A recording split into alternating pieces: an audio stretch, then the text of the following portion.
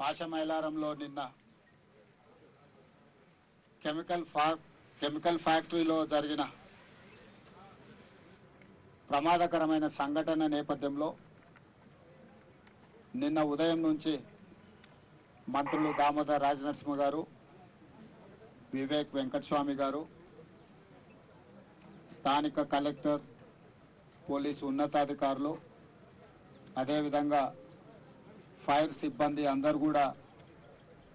ఈ సంఘటన తదనంతర పరిణామాలన్నిటిని కూడా దగ్గర ఉండి పర్యవేక్షిస్తూ చనిపోయిన వాళ్ళ శవాలను తొలగించడం కానీ, గాయాలపైన వాళ్ళను హాస్పిటళ్లకు తరలించడం, అక్కడ యాజమాన్యంతో కూడా చర్చిస్తూ నష్ట నివారణ చర్యలకు పూర్తి స్థాయిలో